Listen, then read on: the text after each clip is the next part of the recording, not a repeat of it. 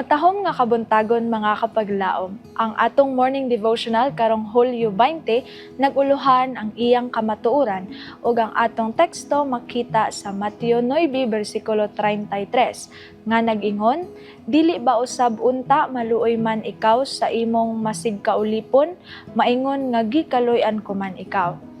Ug sa gikapangula na ang yawa, ang amang nakasulti ug ang mga tawo nahibulong nga nanag-ingon, sukad masukad wala pay nakita sa Israel nga sama niini. Sa diha nga ako nagtuon sa mga reaksyon sa mga tawo, grupo ug mga organisasyon, akong nakatunan nga kitang tanan nagasusi ug nagahubad sa kamatuoran pinaagi sa atong panglantaw ug nga kita mahimo nga lig-on gayud natong barugan nga ang atong panglantaw mao ang husto sa akong pamilya. Kanunay kami nga maghisgot sa usa ka pasiaw kabahin sa duha ka tawo nga naapil sa makalingaw nga panaglalis kabahin sa usa ka palaliton didto sa tindahan.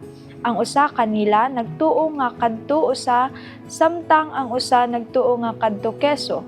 Nagpadayon sila og lalis hangtod nga ang usa nga nagtuo nga kadto keso nakahukom nga iyang tilawan kini aron mapamatud-an ang iyang panglantaw.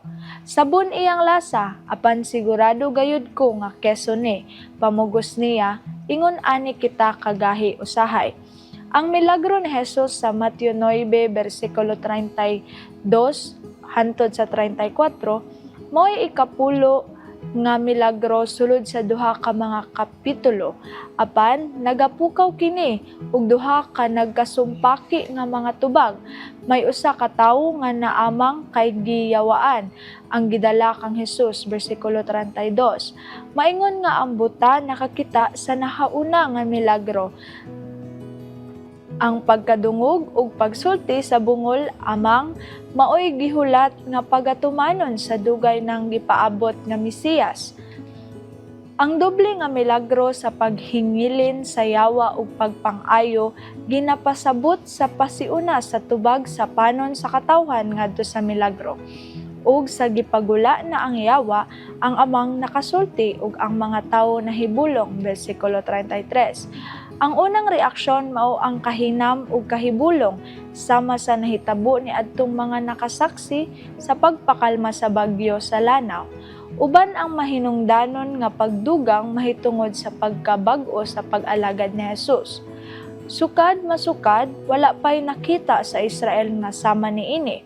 Sa pikas nga bahin, didto ang mga kapakurat nga reaksyon sa supakiro nga mga Pariseo nga mipatungha sa ilang labing dayag nga pag-atake sa publiko. Kang Jesus niini nga ebanghelyo nga nag-ingon, kini siya nagapagula sa mga yawa pinaagi sa punuan sa mga yawa. Labing maayo nga kanunay nato nga pangayoon sa Dios ang langitnon nga panglantaw. Bisan karon, daghan ang nangatingala ug nanagmaya sa diha nga nahimamat nila ang grasya sa Dios diha kang Jesus. Samtang ang uban nagtagad niini sa negatibo, nag-isip niini nga usa ka lisensya sa pagpakasala. Ang grasya sa Dios makapahingangha ug walay pinalabi. Atong hangyoon ang Dios sa paghatag kanato og pagpaubos ug kalipay sa pagdawat niini. Magampo ta mga kapaglaom.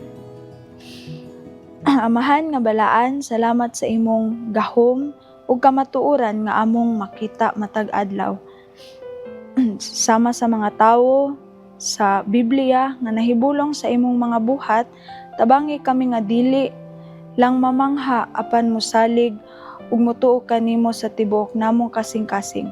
Ablihi ang among mga mata aron makita ang imong paglihok sa among kinabuhi ug himua kaming mga saksi sa imong gugma ug grasya. Sa ngalan ni Jesus. Amen.